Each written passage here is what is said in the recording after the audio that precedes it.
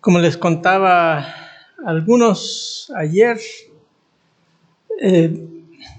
yo soy chileno, pero el Señor me llevó el año 93 a Guatemala a estudiar ahí el CETECA. Mi idea inicial era que al terminar de estudiar yo volvería a Chile a enseñar allá en un instituto bíblico, pero el Señor tenía otros planes. Y el Señor me ha permitido servirle ahí en el CETECA desde el 96 más o menos. Todavía estaba estudiando en la licenciatura y empecé a enseñar unas clases en uno de los programas del seminario y pues ahí sigo hasta el día de hoy. Y una de mis clases que más disfruto es esta, la clase de exégesis de Santiago. La he enseñado por muchos años y cada vez que la enseño aprendo más cosas la disfruto un montón como no tienen idea. Así que estoy muy contento de estar compartiendo una vez más. Me acuerdo que el año pasado cuando hablábamos con Jack de poder venir este año y hablar de Santiago, él me dijo, pero creo yo que Santiago ya lo enseñamos, me dijo él. Pero está bien, ya pasaron bastantes años desde que lo enseñamos la última vez, así que fue bueno. Bueno que pudiese yo exponer un libro que me apasiona. Ya vamos a formar el sindicato de apasionados por Santiago con Greg. Ahí.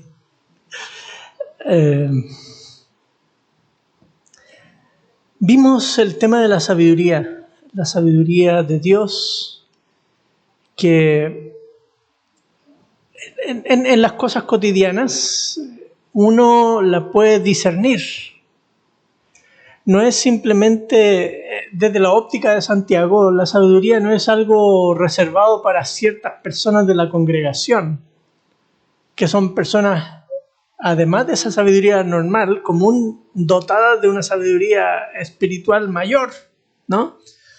La sabiduría que Santiago está hablando es la sabiduría de todos, la sabiduría cotidiana, que es de libre acceso, de la que Dios dice, ¿quiere sabiduría? Pídamela. Y yo con gusto se la doy, pero pídamela.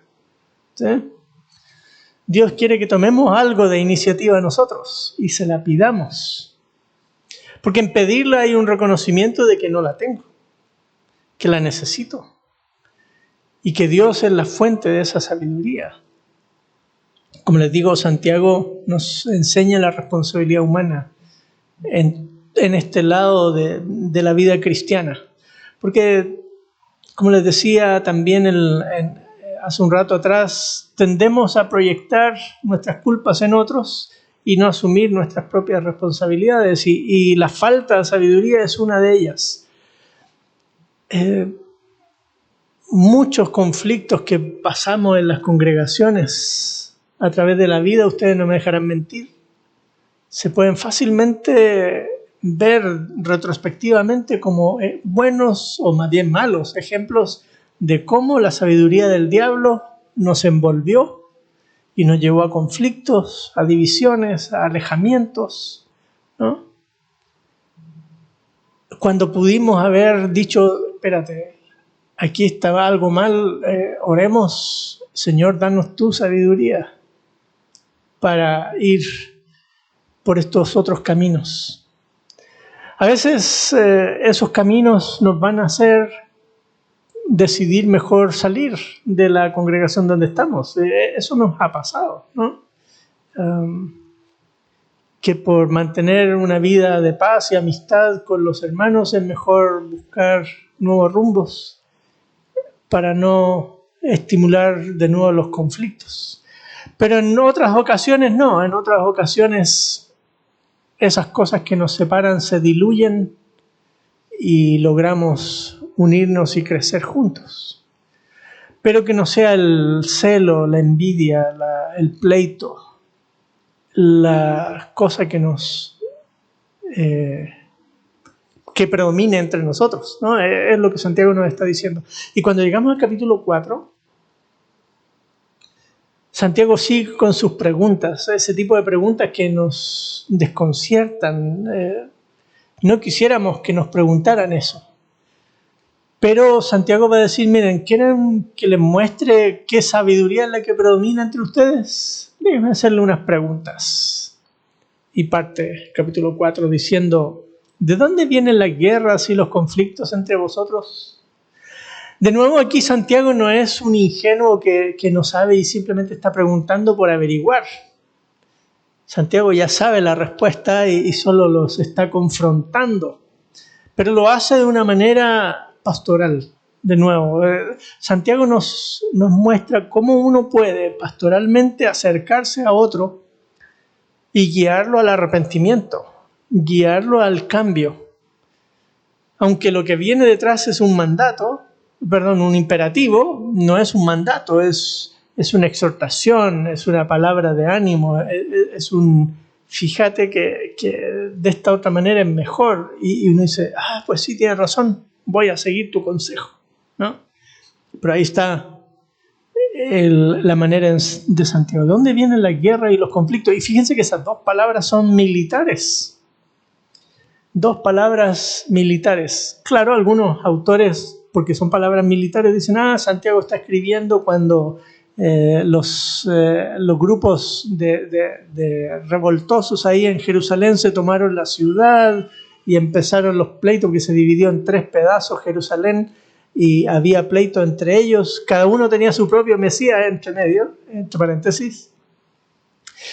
Y según ellos el reino de Dios ya vendría y finalmente Tito vino y los mató a todos ellos, ¿no? Pero no, aquí está hablando metafóricamente de guerras y conflictos. Y uno se puede imaginar en una casa batallas campales entre hermanos que terminan con hermanos que no se hablan por años, ¿no? Y uno diría, bueno, eso literalmente fueron guerra y conflicto, ¿no? O basta con que mueran los padres para que empiecen estos conflictos.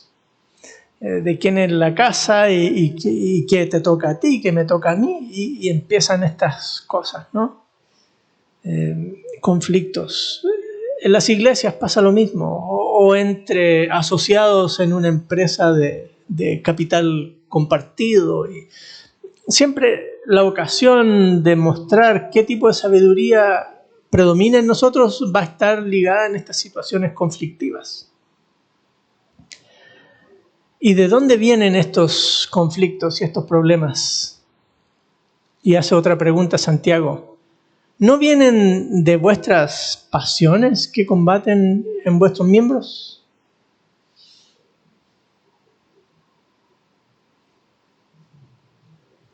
Y aquí usa una palabra distinta a la del capítulo 1 de la fuente de la tentación. Aquí pasión tiene que ver con estos deseos egoístas de uno, donde yo quiero, ¿no? O nosotros queremos y no nos interesan ustedes. Sigamos leyendo comunitariamente, no individualistamente, y van a ver dimensiones que quizás no han visto antes en este texto.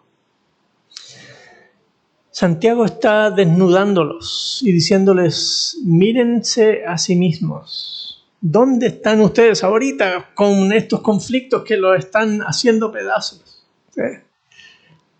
Como comunidad de creyentes, no yo individuo por mí mismo.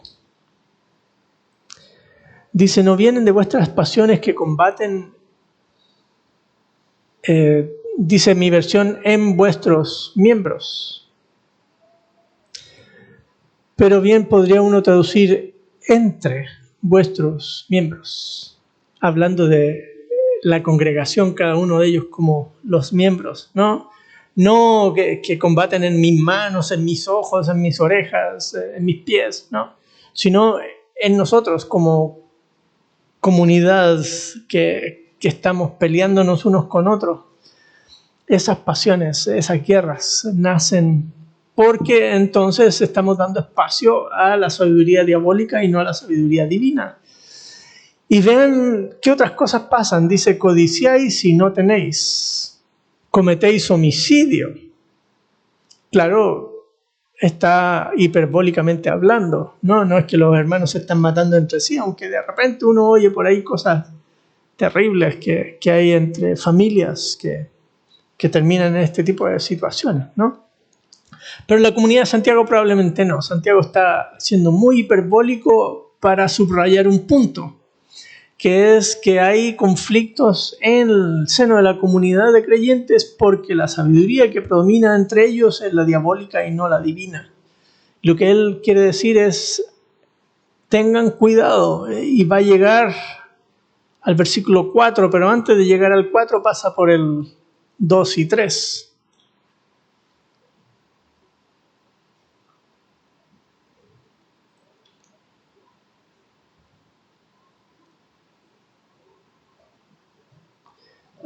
Ahí está.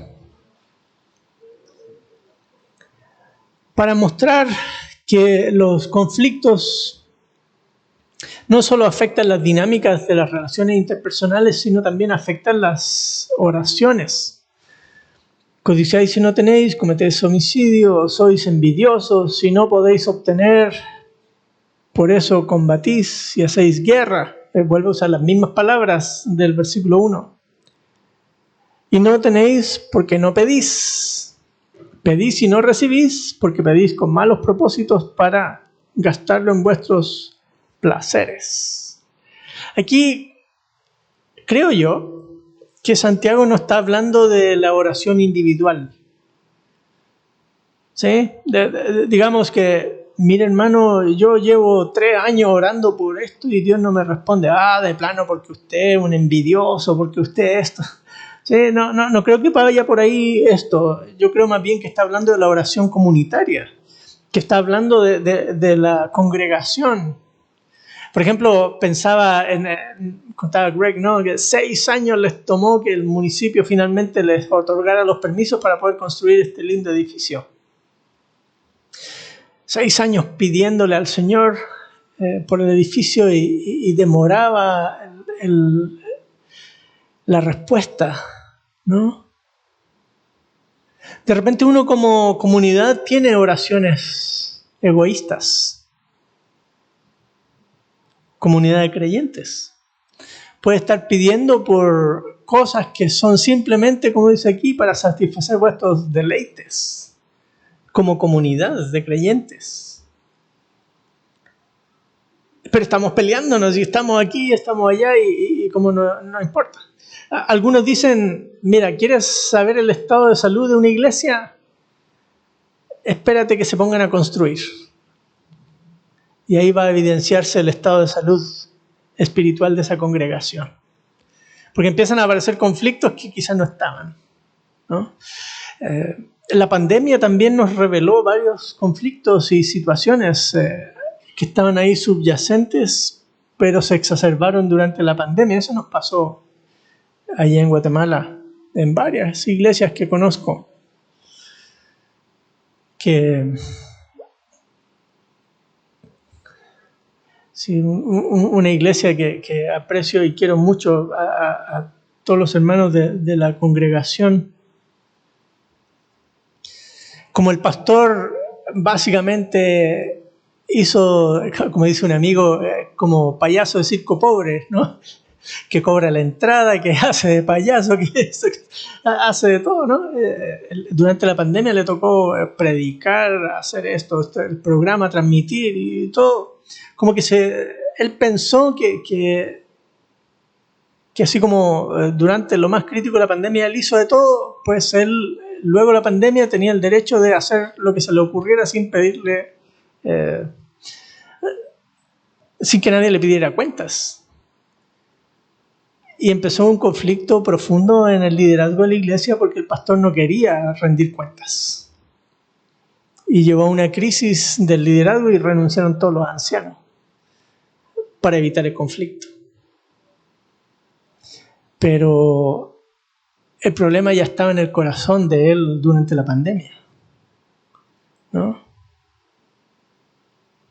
Es triste esas cosas que están ahí en la comunidad y estos conflictos y estas ansias y batallas de poder, que convoquemos a la asamblea y que vamos a hacer esto, vamos a hacer esto otro, pues ese tipo de cosas surgen y empiezan estas batallas, estos pleitos, y en medio de la congregación orando porque el Señor nos provea tal y cual cosa y que ahora tenemos esto y que pongámosle alfombra y entonces aquí y allá, ¿no?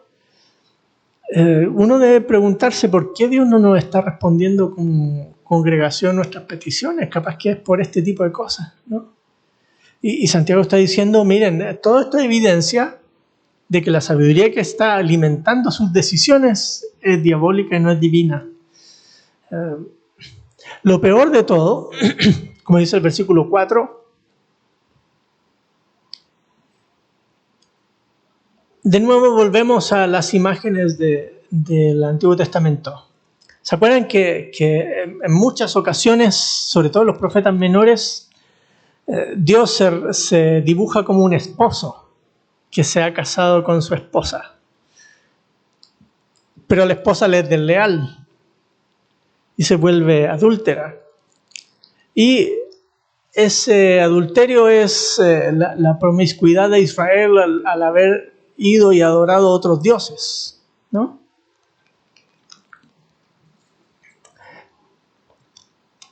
Santiago usa la misma expresión aquí y les dice adúlteras. Les llama a los hermanos. Empezó bien amable y de repente ahora como que se descontroló un poquito Santiago y les dice adúlteras. ¿Y qué tiene que ver los conflictos, los problemas interpersonales entre ellos con una deslealtad con Dios? Claro, porque estamos tomando decisiones por sabiduría diabólica, no sabiduría divina.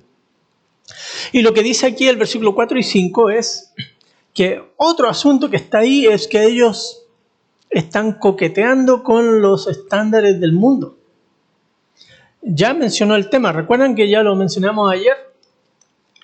En el trato discriminatorio hacia el pobre, son pobres en el mundo.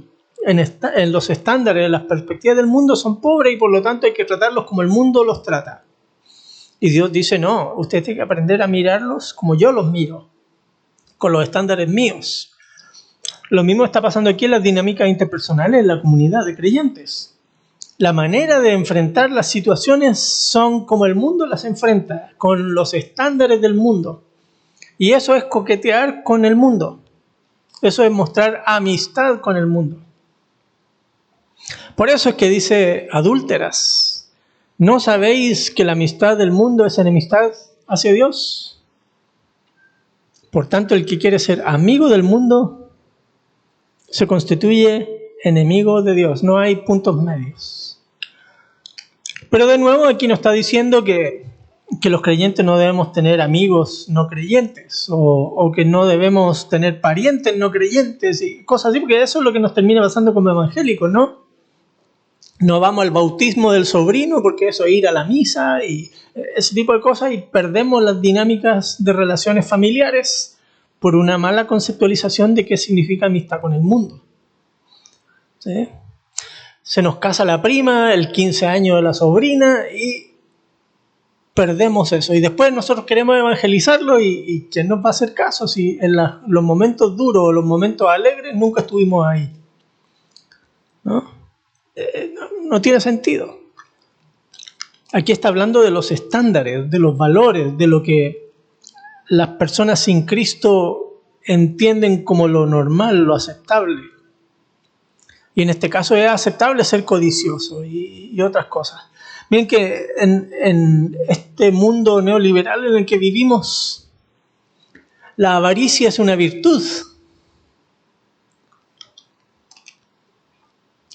La codicia es una virtud. Uno tiene que estar siempre queriendo más y más y más. Y el Señor dice, contentaos con lo que tenéis. El Señor nos dice que que así como Él alimenta a las aves y a los lirios del campo, también nos dará a nosotros, ¿no? Tenemos que aprender a confiar en Él. Pero nos vamos metiendo en estos estándares del mundo y empezamos a vivir esta vorágine materialista. Vivimos endeudados y no disfrutamos lo que tenemos porque no hemos aprendido a desarrollar contentamiento. Todo esto es ser adúltero respecto a nuestra dinámica de relación con Dios, porque tenemos un pacto con Él. Y si somos desleales al pacto, somos adúlteros. Por eso es que Santiago lo llama adúlteras, porque él presupone que hay un pacto entre Dios y nosotros, que obró nuestro Señor Jesucristo por la cruz y su resurrección, ¿no? Y nosotros somos beneficiarios de ese pacto, tenemos un pacto con Dios y por lo tanto le debemos lealtad a Él. Y esa lealtad implica someternos a sus estándares. En ese sentido, ser amigos de Dios. Como Abraham. Abraham fue llamado amigo de Dios en el capítulo 2. Pero amigo de Dios porque creyó a Dios, ¿no? Amigo de Dios porque fue obediente a Dios. Porque mostró su fe en sus obras. Pero estos hermanos están descuidándose en esta área de la vida, están teniendo relaciones interpersonales que no son correctas y Él los está confrontando.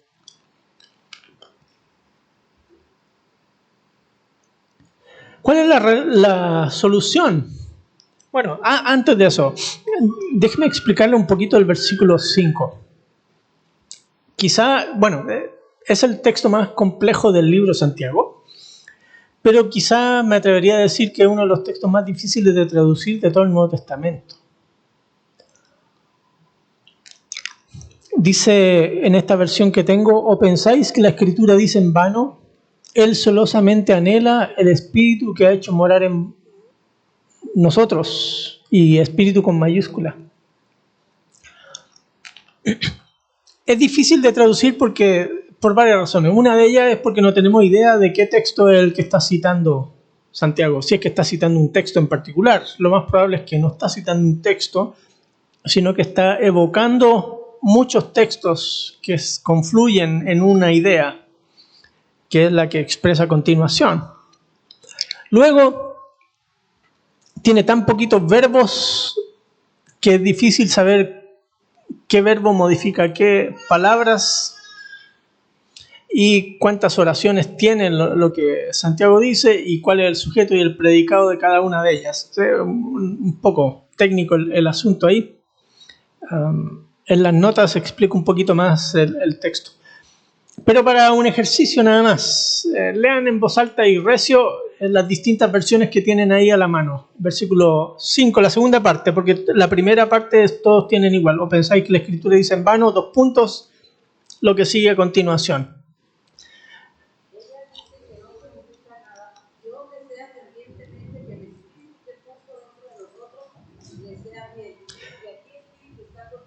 Con minúscula, ok. Dios desea que el Espíritu que puso en ustedes sea fiel, algo así. Y es minúscula. Ok. Otro. U otra.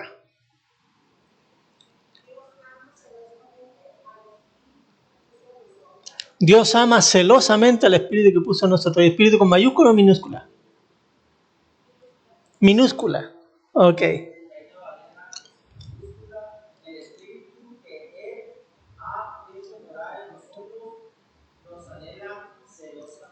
El Espíritu que Él ha hecho morar en nosotros nos anhela celosamente. Y con E mayúscula. ¿Alguien más?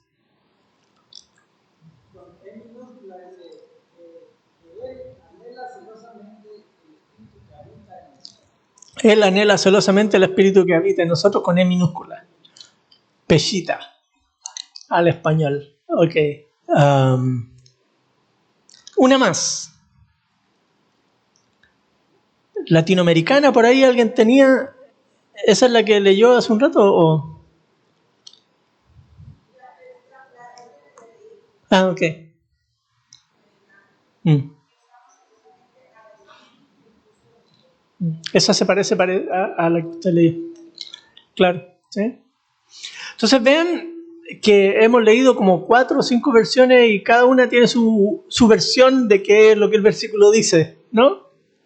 ¿Por qué es tan complicado? Es por las razones que les expresé, ¿sí? Casi cada palabra tiene su ambigüedad. Primero, ¿cómo traducir la palabra anhelar celosamente? Tiene envidia. A veces esa palabra se traduce en otros textos del Nuevo Testamento como tiene envidia. Aquí se traduce anhela celosamente. O anhela con ansias, otros traducen, ¿sí?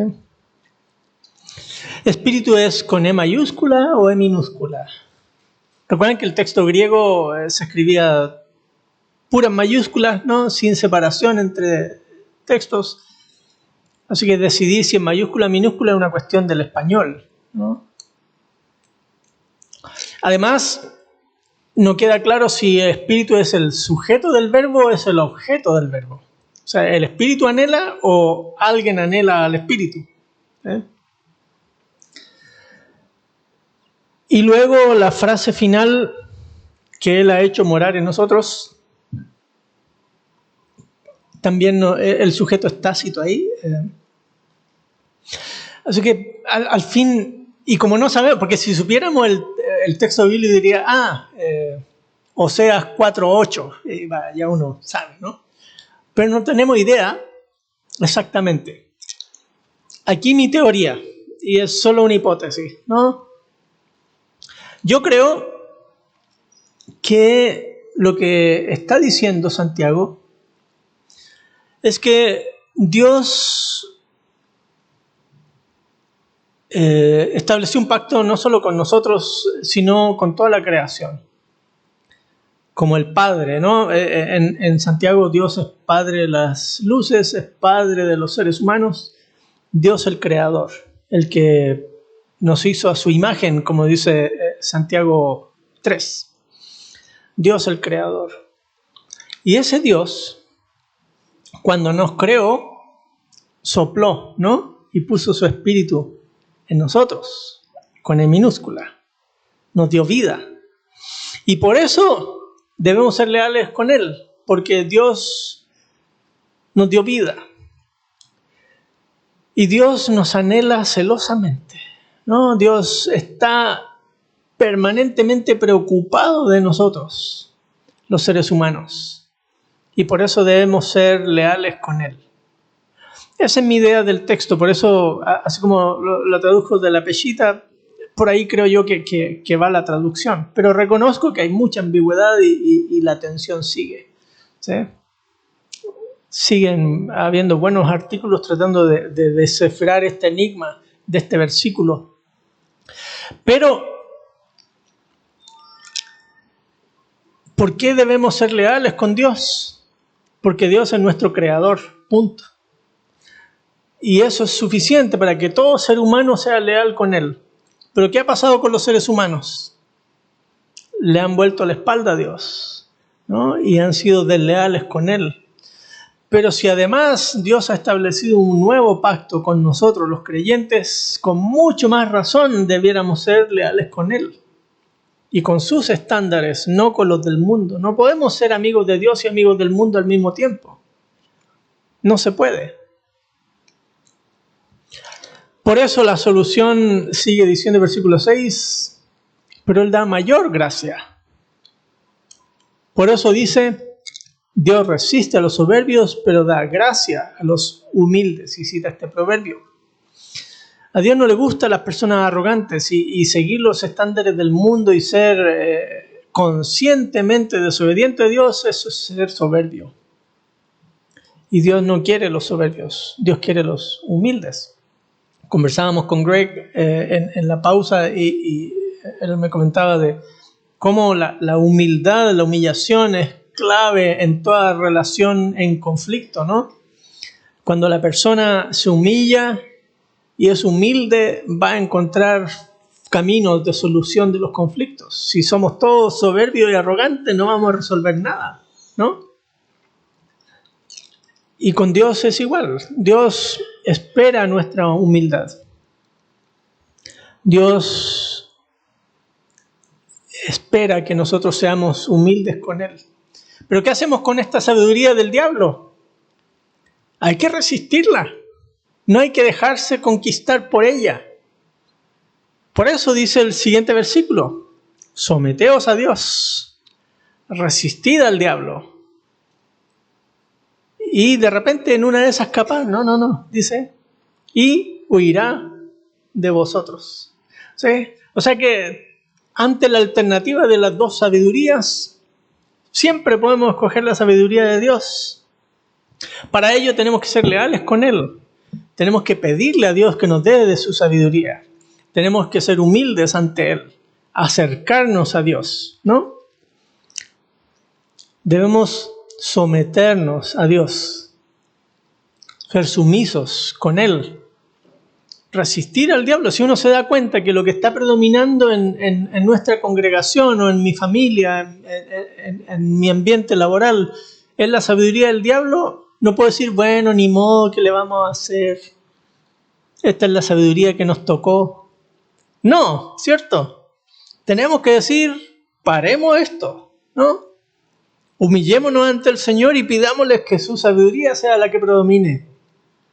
Y Satanás va a poder decir, no, de aquí no me muevo. No. ¿Sí? Huirá. Aquí, entre paréntesis, hago una pausa interesante porque la demonología, si se puede decir, en Santiago es bien acotada. Bien acotada. Se menciona, ¿no? Los demonios creen y tiemblan. El diablo es sabio.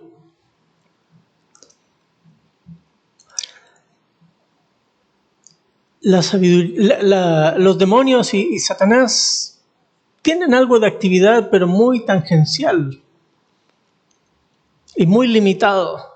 De repente nosotros hemos construido un Satanás que es medio Superman, ¿sí? Casi como el yin y el yang. No, Satanás, nada de eso, ¿sí? Satanás no tiene el poder que él cree que tiene. Y Dios es todopoderoso. Así que aunque haya actividad demoníaca y otras cosas, siempre están supeditadas a la super, ultra poderosa mano de Dios. ¿Sí? Igual la sabiduría del diablo es controlable si la discernimos, nos humillamos ante Dios, nos sometemos a Él, le pedimos su sabiduría, no hay otra alternativa. El diablo va a huir.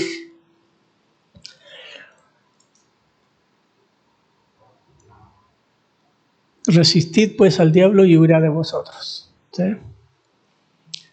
El diablo está bien limitado. Ni siquiera está vinculado a las tentaciones en Santiago. ¿Sí? Interesante. Sí, su sabiduría puede hacer estragos, ¿no? Pero en Santiago aparece bien acotado. Y eso creo que nos trae balance porque tendemos a mirar solo a Pablo y su guerra espiritual, ¿no? En Efesios, y tendemos a imaginarnos de ahí otro tipo de... No, Pablo no tenía esa idea, sino nosotros hemos construido una idea del diablo casi omnipotente. Y es pura idea nuestra que no está en el texto. ¿Sí? Y Santiago nos trae ese balance. ¿Sí? Sí, el diablo actúa, pero ni tanto. ¿Sí? Usted es responsable de lo que hace. Usted mire, no deje que el diablo actúe. Usted se dio cuenta que la sabiduría que está predominando en sus dinámicas interpersonales es la del diablo, ya tiene la respuesta de cómo solucionar el asunto. Fácil de hacerlo, difícil de implementarlo, pero ahí está, ¿no? Importante. Bueno, cierro el paréntesis. Versículo 8. nos vuelve a mostrar la misericordia de Dios siempre, ¿no? Acercaos a Dios y Él se acercará a vosotros.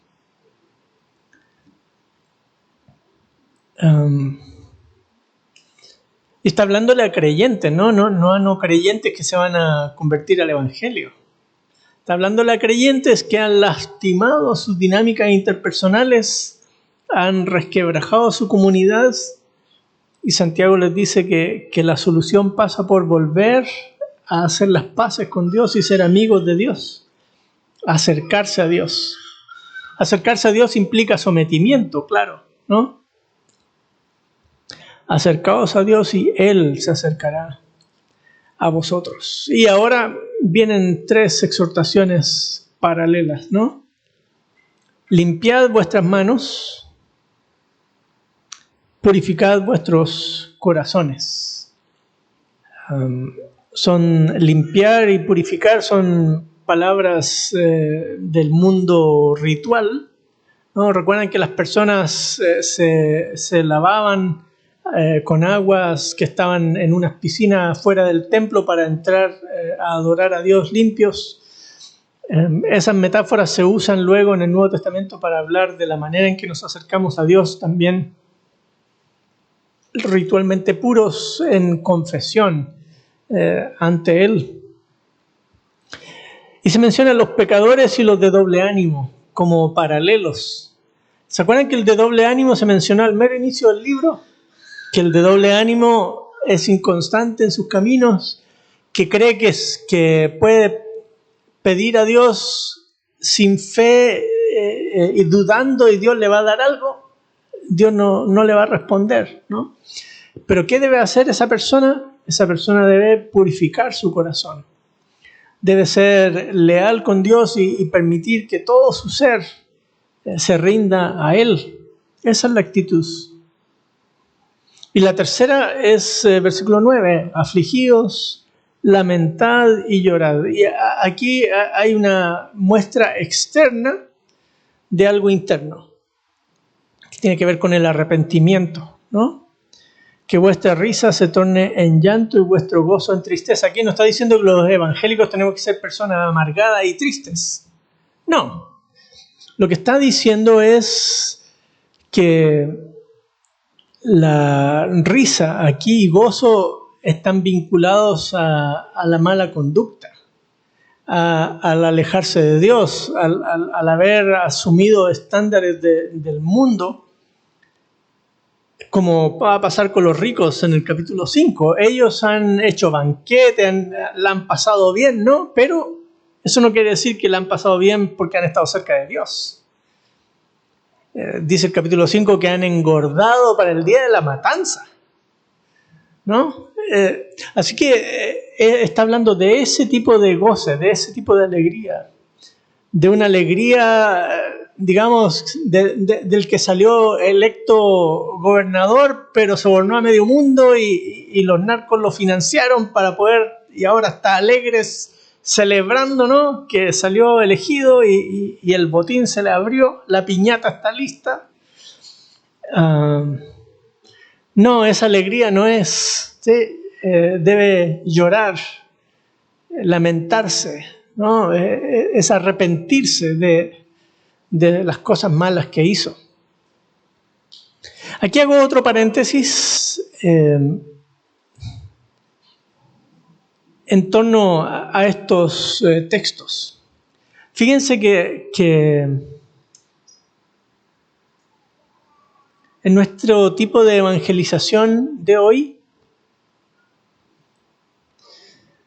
enfatizamos en el asunto de creer en Jesucristo, ¿no? Que perdone nuestros pecados, etc. Pero poco, creo yo, enseñamos sobre el arrepentimiento genuino. El arrepentirse es decir, lo que hice está mal y no lo tengo que hacer de nuevo, ¿no? Eso es arrepentirse. Eso en la evangelización, en la vida cristiana cotidiana, Con suerte, una vez al mes, cuando celebramos Mesa del Señor, decimos, bueno, si alguien tiene pecado por ahí, confiéselo al Señor y participe en la mesa. ¿No? Eso es lo que solemos decir. Pero algunas personas aún con esa invitación dicen, al pasar los elementos, dicen, no, yo no voy a tomar. ¿Qué quiere decir que no va a tomar? Que no quiere arrepentirse. Porque, ¿qué otra alternativa queda? No, es que yo ya pedí perdón a Dios, pero no tengo idea si me perdonó. Esa sería otra implicación del texto, de esa acción, ¿no? De no, yo no voy a participar. Miren qué cosa más rara, ¿no? Cuando en realidad uno debería decir, Señor, perdóname, me arrepiento y páseme por favor los elementos que yo sí quiero participar. Pero preferimos decir, no, yo esta vez no. ¿Cómo que esta vez no? ¿Sí? Aquí se está llamando al afligir, llamar, lamentar, llorad, que vuestra risa se torne en llanto y vuestro gozo en tristeza. Está hablando de los pecadores y los de doble ánimo, ¿no? Así que un llamado de nuevo a hacer del arrepentimiento parte de nuestra vida cotidiana. ¿Recuerdan el mensaje que el Señor Jesucristo proclamó? Arrepentíos, porque el reino de los cielos se ha acercado. Arrepentíos, ¿no? Pero arrepentirse implica reconocer que lo que hice está mal. Si no reconozco que lo que hice está mal, nunca me voy a arrepentir. Y de nuevo volvemos a lo que Santiago viene diciendo desde el principio. Ellos han tenido conflictos, problemas entre ellos, pero si no hay arrepentimiento de eso, no hay solución a esas situaciones. Y Santiago está llamándoles a un cambio de actitud. Entonces vean, el cambio de actitud, Santiago dice, eso que están haciendo está mal. Es adulterio, están siendo desleales con Dios, están siendo amigos del mundo y no amigos de Dios. ¿Cuál es la solución? Humillarse, ¿no? Es acercarse a Dios, someterse a Él, resistir al diablo y de veras arrepentirse al acercarse a Dios, arrepentirse. Esa es la solución. Y por eso el 10 dice, humillaos en la presencia del Señor y Él os exaltará. ¿Ven cómo Él los está trayendo a la sanidad espiritual de vuelta? Ya los regañó, ya los confrontó y ahora les está dando el espacio para que ellos vuelvan y se arrepientan. Linda enseñanza que nos lanza Santiago a nosotros también en nuestras cosas cotidianas, en cómo podemos lidiar con estas situaciones en la vida y en las dinámicas comunitarias.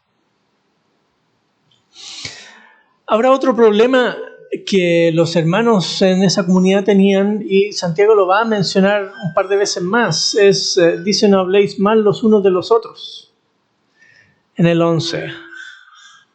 En el capítulo 5 lo va a volver a mencionar en el 9.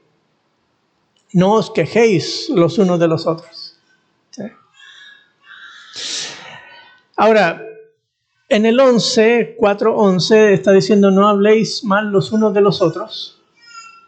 Aquí Santiago nos está diciendo que uno no debe señalar cuando alguien está cometiendo un pecado. ¿Sí?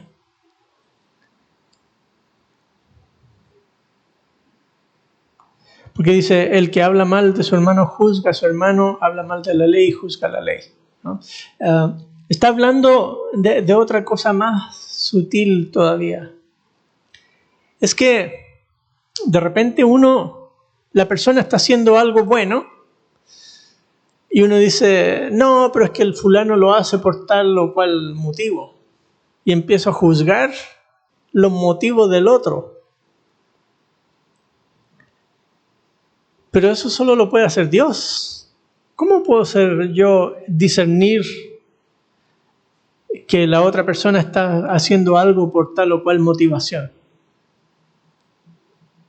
Y de repente terminamos cometiendo ese tipo de pecados, ¿no?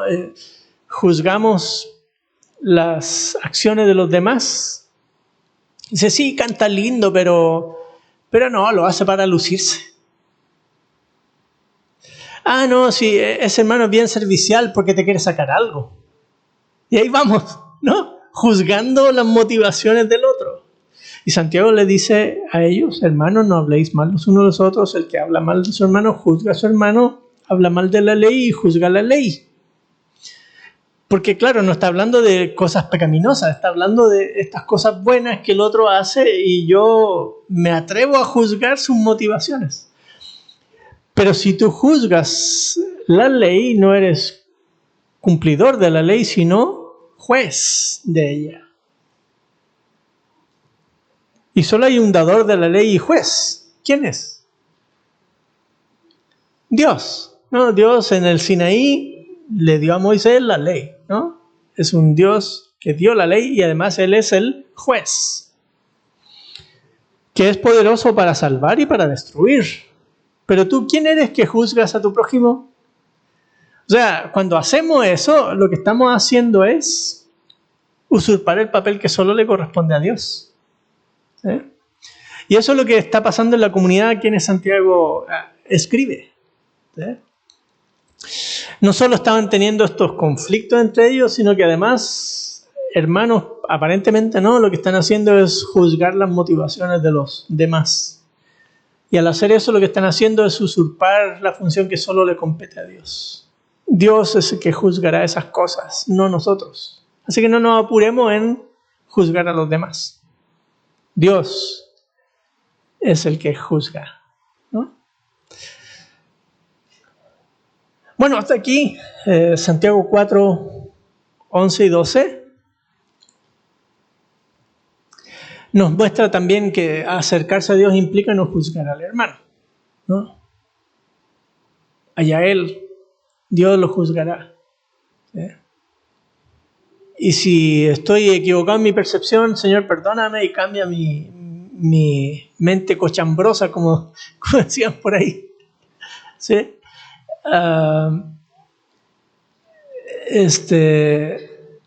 Tenemos que aprender a cultivar las virtudes del Señor, y la sabiduría y el amor y la compasión, porque rápido tendemos a juzgarnos unos a otros y algunos somos más buenos para eso que otros, ¿no?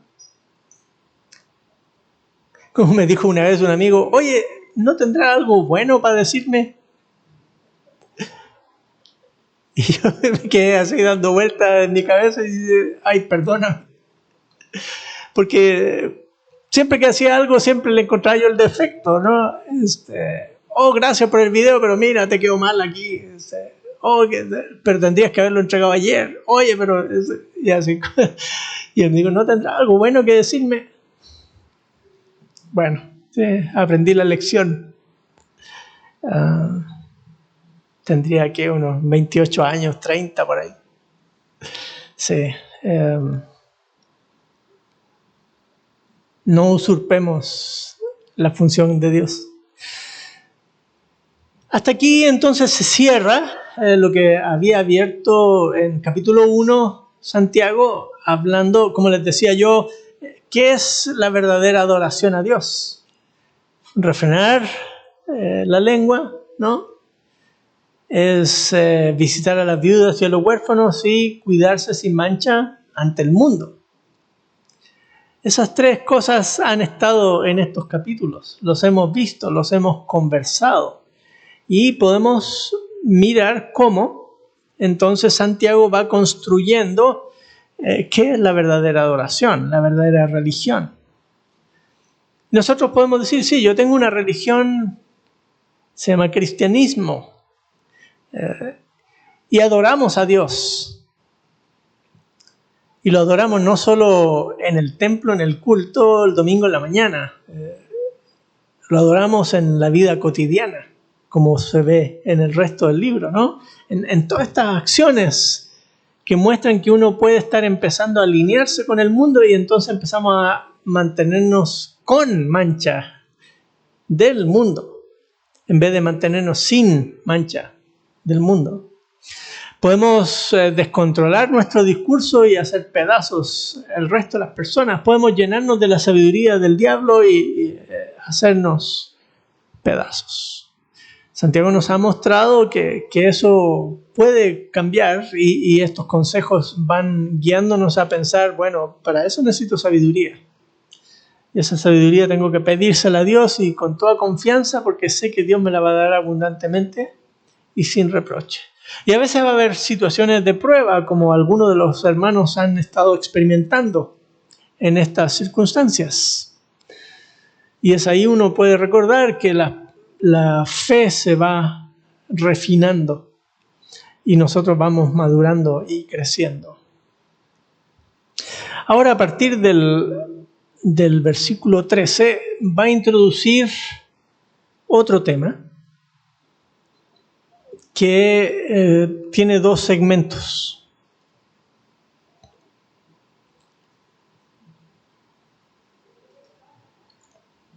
Y los dos tienen que ver con la actitud hacia la riqueza.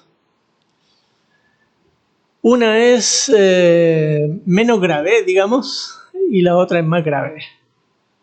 Pero las dos son graves, solo que una es menos grave y la otra es más grave. La primera se describe en versículos 13 al 17 y la segunda del capítulo 5, versículos 1 al 6. Y las dos comienzan con una frase que en mi versión dice, oíd ahora.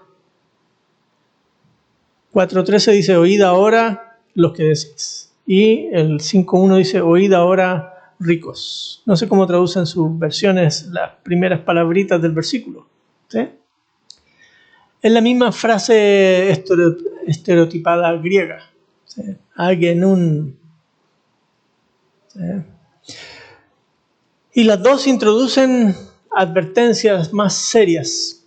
Cambia el tono, la manera de acercarse del texto a lo que veníamos viendo. El capítulo 4 es un poco más amable, cariñoso, y el 5 es confrontativo, fuerte. ¿Sí? Y como les digo, ambos tienen que ver con cuestiones financieras. Veamos entonces versículos 13 al 17. Como digo aquí en el bosquejo, la vida financiera del sabio se alinea a la voluntad de Dios, consciente de la fragilidad humana. Vamos a ver eso en detalle ahora. Oíd ahora los que decís. ¿Qué es lo que dicen ellos? Hoy y mañana iremos a tal ciudad o cual ciudad, ¿no? Y pues posaremos allá un año, haremos negocio y tendremos ganancia. ¿Quién diría eso? Bueno, tendría que ser alguien que tenga la posibilidad de moverse en cualquier momento de un lado a otro. Y vivir un año en ese lugar. Y además haremos negocio y tendremos ganancia. O sea, está hablando de comerciantes.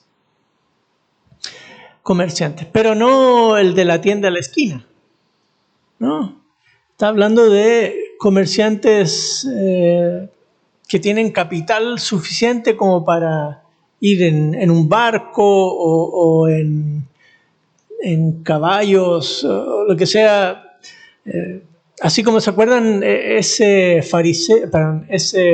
samaritano que va subiendo de Jericó y se encuentra con el hombre tirado y llega con él ahí a Jericó y lo deja en una posada y paga para que la persona la cuiden y dice, cuídenla que yo vuelvo y les pago todo, ¿no? Es un ejemplo de persona que tiene el dinero, el capital y está haciendo negocio de un lado para otro, ¿no? De ese tipo de empresario está hablando, o sea, aquí. O sea, un rico, ¿no?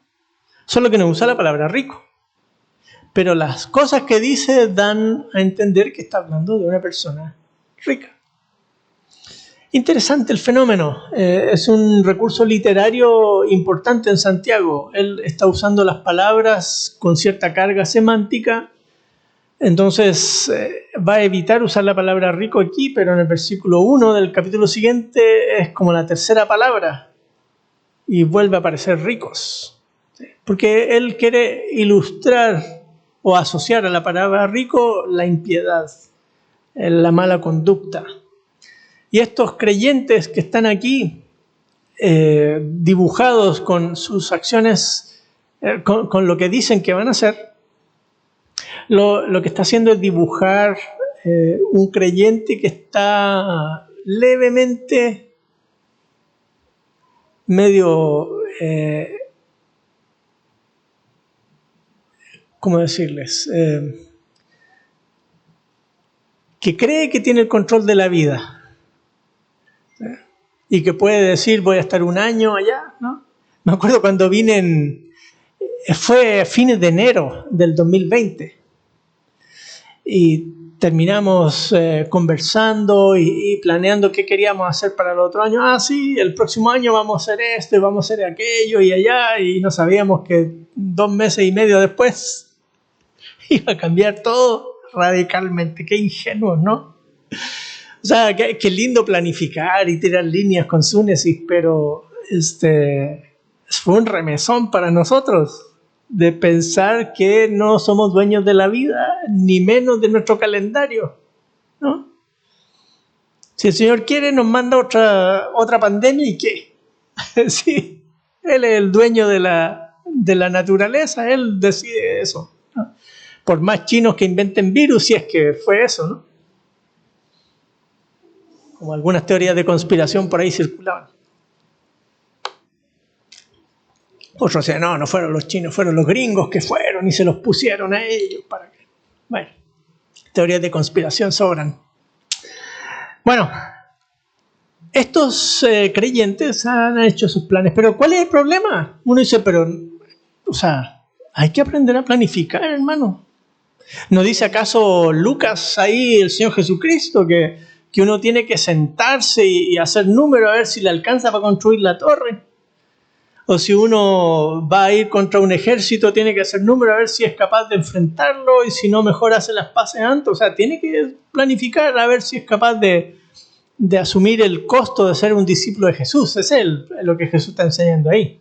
Si quiere meterse a esto de ser discípulo de Jesús y el costo de ser discípulo en el reino, mire bien si va a ser capaz de hacerlo, y si no, mejor ni se meta, ¿no? Pero, ¿y entonces cuál es el problema? ¿Acaso no podemos planificar, hermano? ¿Tenemos que vivir así, puro pollito a lo que va dando el día? O como dice San Ricardo Arjona, que estamos vivos porque tenemos carnet electoral.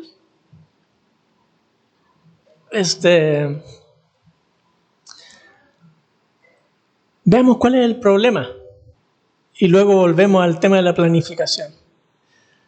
Sin embargo, dice el 14, no sabéis cómo será vuestra vida mañana.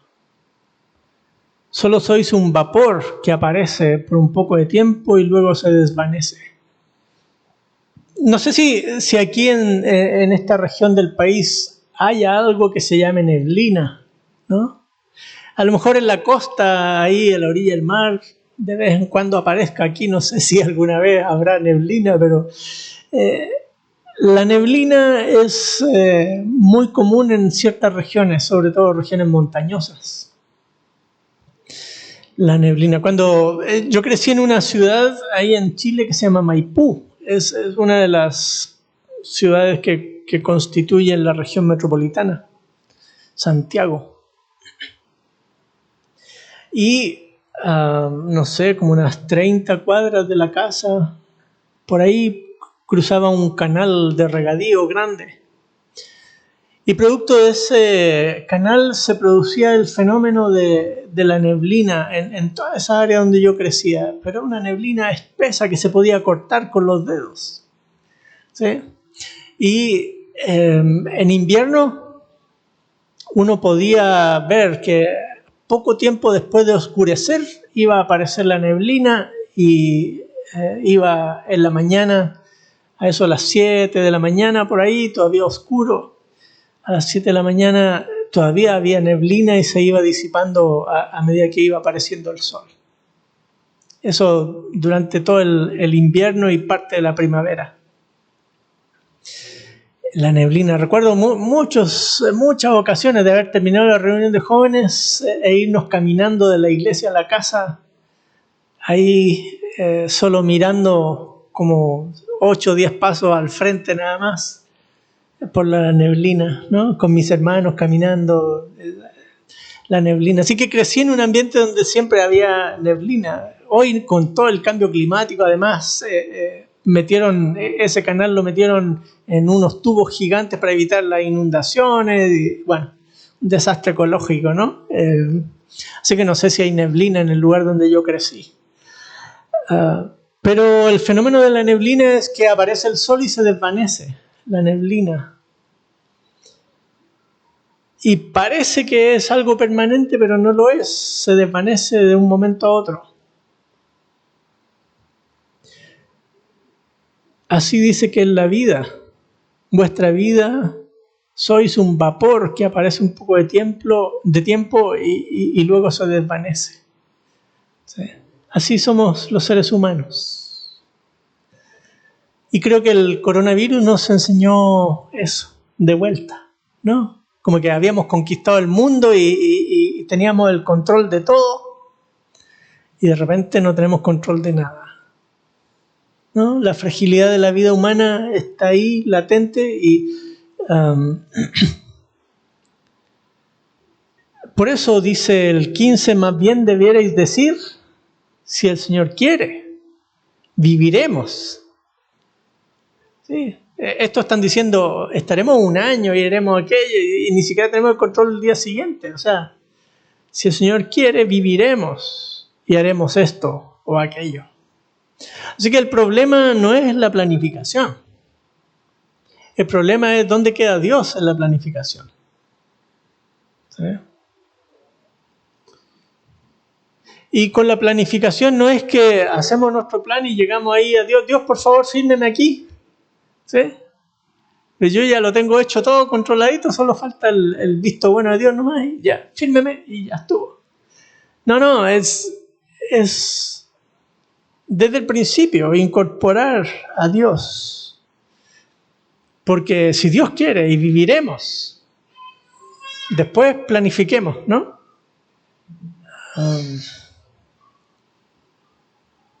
Me acuerdo de un hermano que nos tomamos una foto juntos esa vez aquí con el doctor Conkel. A mí, por cierto, entre paréntesis, se me olvidó traer mi sombrero.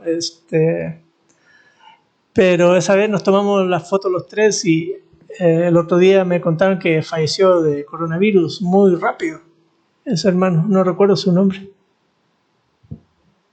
¿Recuerda alguno? Félix, Javier o alguien. ¿Cómo que se llama ese hermano? Salamanca, el apellido Salamanca. Antonio Salamanca. Sí. El viernes se sintió mal, el domingo ya había fallecido, ¿no? La vida es frágil. Claro, estamos proyectando que hermano August Conker venga y nos deleite con Isaías, si el Señor quiere, y viviremos, ¿no? Recordemos eso, que creo que Santiago nos está ayudando a recordar que somos un vapor, una neblina, ¿sí? Y creo que vale la pena. Eso no quiere decir que no vamos a planificar. Claro, tenemos que planificar, es sabio planificar. Nos permite ser más eficientes con los recursos que Dios nos da, administrar mejor nuestro tiempo, saber decir sí, saber decir no, ¿no? Porque si no estamos planificando, de repente nos metemos a 500 cosas y se nos vienen encima y no sabemos cómo salir de ellas, ¿no? Que si uno planifica y dice, no, espérate, ya tengo demasiado ocupada esta semana, ¿qué tal la otra? ¿No? Pero, de nuevo, recordando que somos frágiles, que no somos eternos y que dependemos siempre de si Dios quiere. Si Dios quiere. Dios mediante, decimos primero Dios, si Dios quiere. ¿No? Y que no sean frases clichés, sino que sean frases reales. Santiago nos lleva a eso. En cambio, el que planifica y actúa como que tiene todo bajo control, el versículo 16 dice, pero ahora os jactáis en vuestra arrogancia. Toda jactancia semejante es mala. ¿No? O sea, asumir que vamos a hacer esto otro, y que es aquí y allá, sin pensar si Dios quiere, si Él nos da vida, y tendríamos que agregar y nos da salud, ¿no? Es ser arrogantes. No arrogante entre nosotros, es arrogante ante Dios. ¿Sí? Bueno, Dios está ahí, pero no, yo tengo control de mi vida. ¿Sí? No, Santiago nos está diciendo que Dios es el que tiene el control de nuestra vida. Por eso, si Él quiere y nos da vida, ¿no? Entonces haremos esto o aquello. Y es en ese contexto, noten, que aparece este versículo. Y aquel que sabe hacer lo bueno y no lo hace, le es pecado. Muchos usan este versículo, llegan en helicóptero a él, ¿no? Para decir, no, mire, es bueno hacer dieta, así que si usted no hace dieta, está pecando, ¿no? Es bueno ir al gimnasio, así que si usted no va al gimnasio, está pecando. El que sabe hacer lo bueno y no lo hace, le es pecado. No, aquí Santiago está hablando de la arrogancia de pensar que soy independiente de Dios, ¿no? Así que hacer lo bueno aquí sería, en primera instancia, reconocer que Dios es el que tiene el control de mi vida. Y por eso cualquier cosa que planee tengo que hacerlo en nombre de Él y buscando su beneplácito.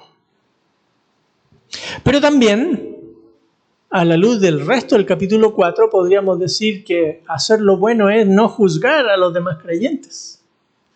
Hacer lo bueno es no ser amigo del mundo. Hacer lo bueno es no andar peleándonos entre hermanos.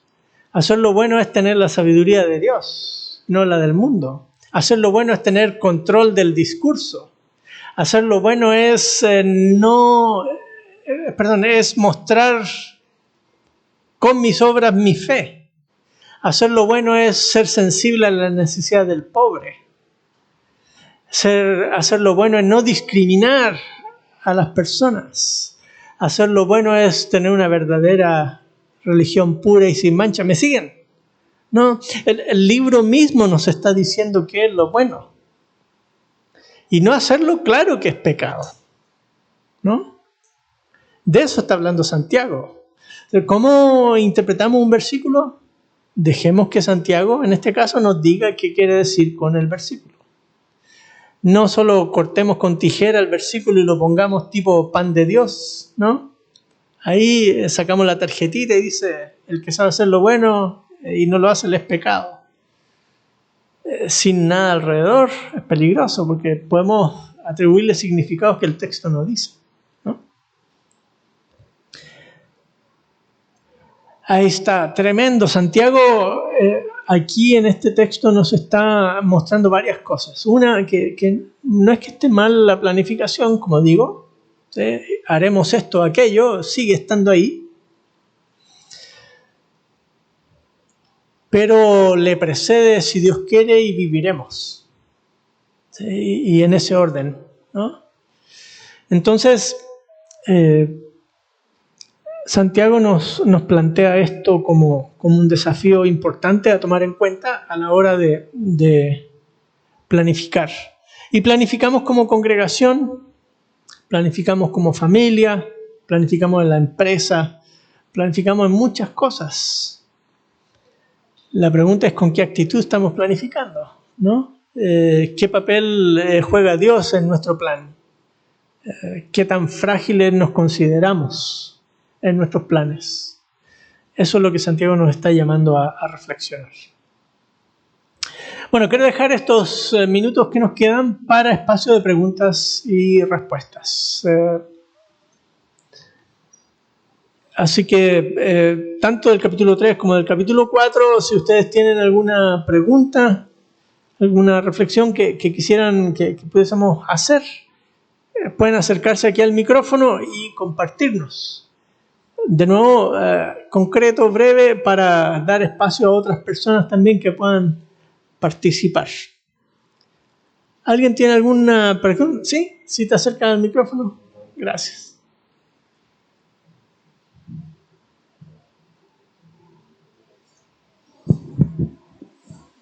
Bueno, buenos días. Yo tenía la duda, profundizando un poco sobre el concepto ese de juzgar a los demás, porque hay ciertas partes de la Biblia en donde el juzgar pareciera que es correcto. Por ejemplo, en Primera de Corintios 6, 2 dice: ¿O no sabéis que los santos han de juzgar al mundo? Y si el mundo es juzgado por vosotros, ¿no sois competentes para juzgar los casos más triviales? Entonces quería conocer si había alguna diferencia entre esos tipos de juicios o si había veces en donde era correcto. Sí, muchas gracias. Y qué bueno que citaste ese texto.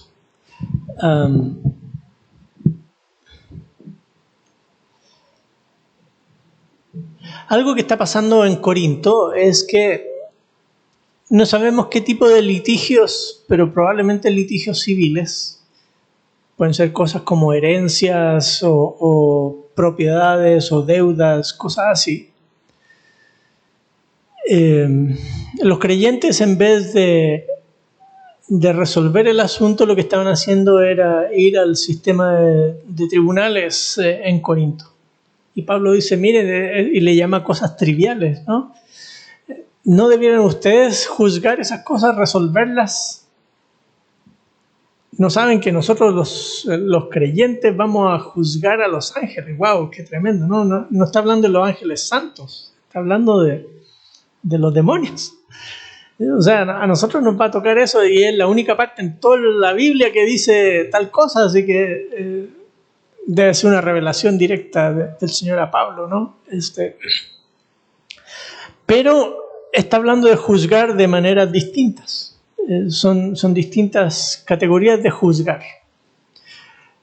Pablo está hablando ahí de situaciones de litigios que pueden resolverse. O sea, si en la congregación se nos diera una situación de disputa entre personas que puede resolverse por conversación, es bueno invocar a hermanos y hermanas sabias de la congregación que se junten y oigan y digan, hagamos esto otro, hagan eso, hagan esto otro, les sugerimos aquello o esto otro.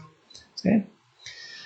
Pero aquí estamos hablando de otro tipo de juzgar. Está hablando de, como les decía, aquí está Greg tocando la guitarra y yo digo, sí, pero en realidad lo que está haciendo es solo lucirse, porque ¿por qué tiene que estar él tocando la guitarra si ya estaba mirando la cámara? Entonces yo estoy juzgando la motivación de él de tocar la guitarra. Eso no corresponde.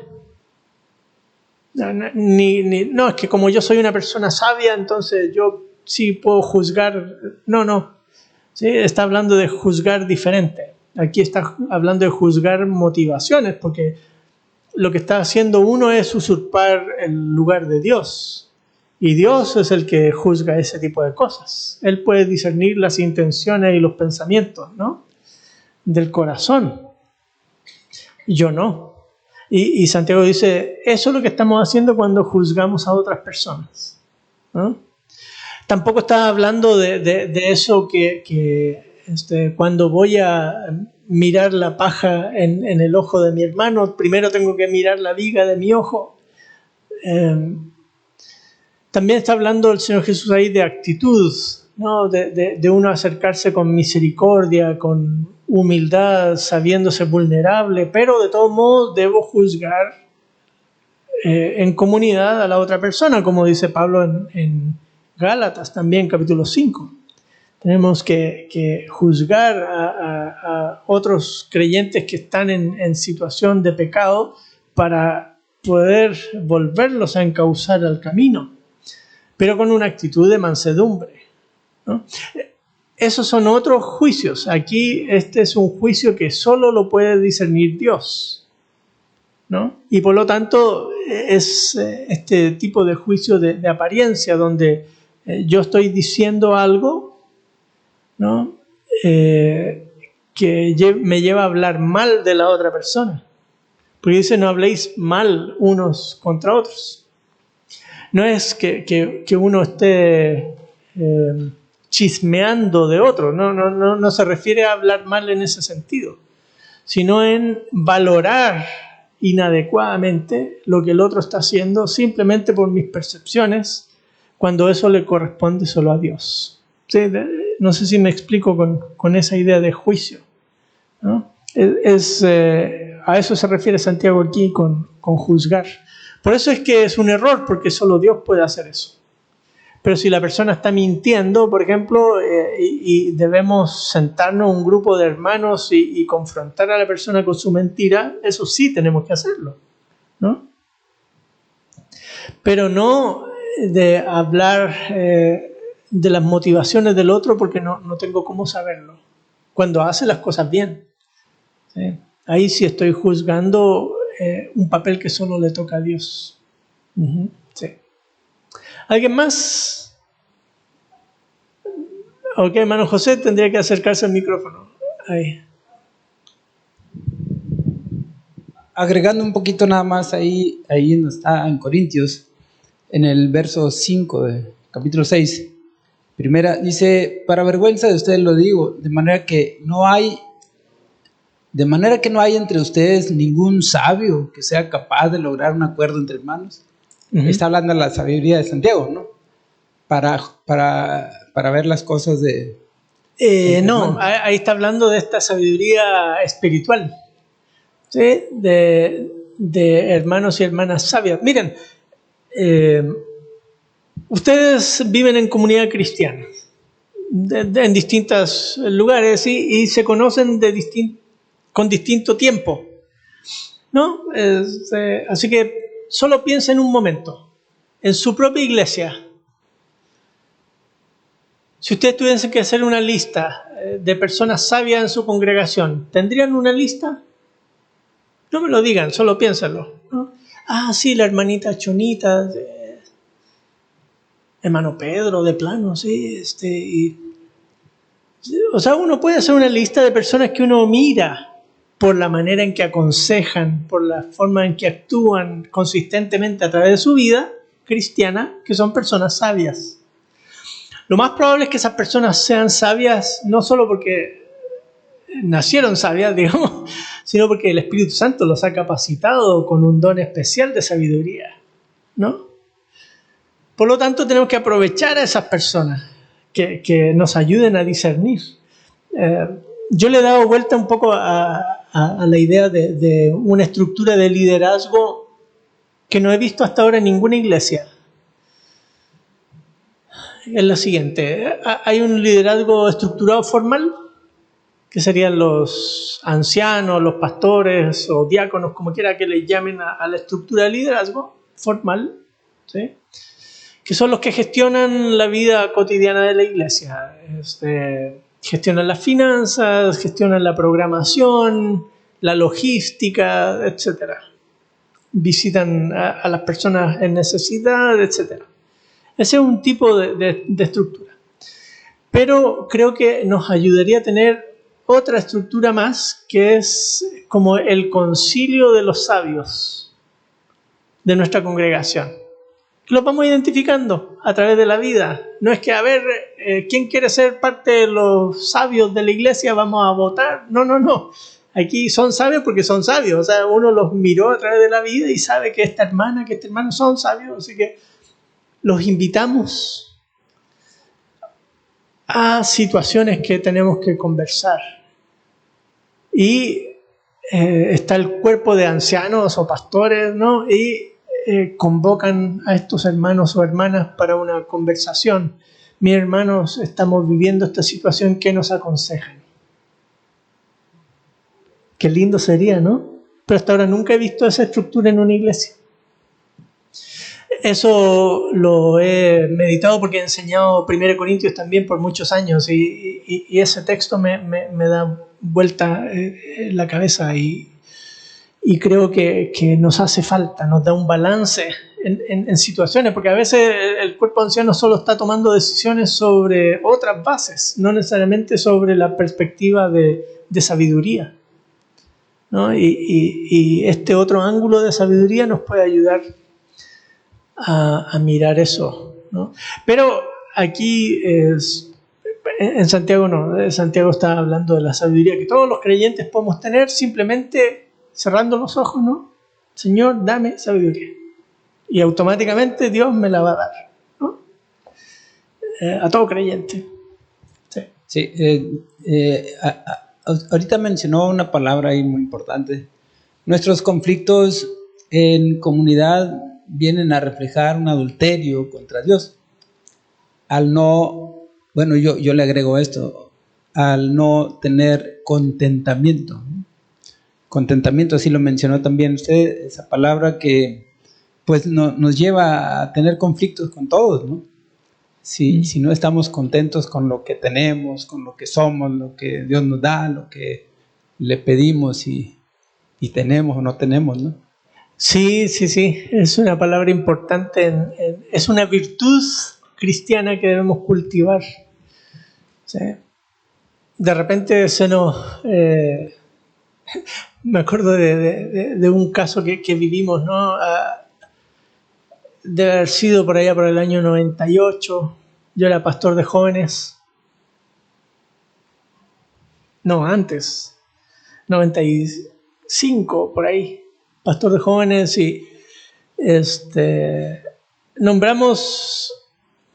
invitamos a unos jóvenes a ser parte de la directiva del grupo de jóvenes para ayudarnos a trabajar. Y de repente, otra de las chicas que era líder natural del grupo de jóvenes empezó con chismes de estos jovencitos que invité yo, pero era pura mentira. Todo porque no la nombramos a ella, líder de jóvenes. Entonces hablamos con ella y negó las cosas. Pero a esa altura, no, gracias a Dios, no existía Twitter, Facebook ni nada de eso, porque si no, saber qué habría pasado en esa época, ¿no? Así que hablamos con sus padres, nos juntamos con los padres, ¿no? Tratando de hacerla recapacitar de las cosas que había dicho y no quería. Así que hablé con el pastor y le dije, mire pastor, yo creo que tenemos que disciplinar a esta chica. Y el pastor estaba como medio asombrado porque tenía años de no disciplinar a nadie en la iglesia. Pero nosotros creo que habíamos seguido los pasos bíblicos de confrontación. Y bueno, el pastor dijo, está bien. Y pasaron unos pocos meses y ya la chica cambió. Y reconoció que sí, que ella había dicho esas mentiras y bueno, ¿no? Pero tuvo que pasar todo ese proceso para hacer el asunto y de repente pasan esas cosas con las personas, ¿no? Las motivaciones que los llevan a decir cosas pasan por envidia simplemente porque el otro tiene la posición o el puesto o la función y de cosas que uno podría pensar súper insignificantes, ¿no? O sea, era parte del equipo de jóvenes, ni siquiera era como va a recibir un sueldo, va a esto otro, no, era más trabajo. Y la chica esta no tenía la suficiente madurez espiritual como para haber, y si lo hubiésemos nombrado claramente habría sido un error, ¿no? Pero ahí está parte de las experiencias que uno va viviendo en la vida cotidiana de la iglesia, ¿no? Pero las personas sabias, discernir sabiduría nos ayuda, sin duda, claro. Sí. Hola, buenas tardes, días todavía. Se me hace muy interesante a mí que Santiago, como mirábamos al inicio de la sesión el día de ayer, era un familiar de Jesús, ¿no? Su hermano, y después se convirtió en un líder principal en la iglesia de Jerusalén. Pero para mí es muy importante, muy interesante cuando él empieza a hablar del desenfreno de la lengua y cómo menciona en algunos pasajes ahí, cómo esto puede llegar a la muerte, ¿no? Y cómo lo relaciona, como mencionaba usted, doctor, como el gana, ajena. Pero es muy interesante para mí cómo él está expresándolo, pero también, ¿acaso también no es una expresión de lo que experimentó con Jesús?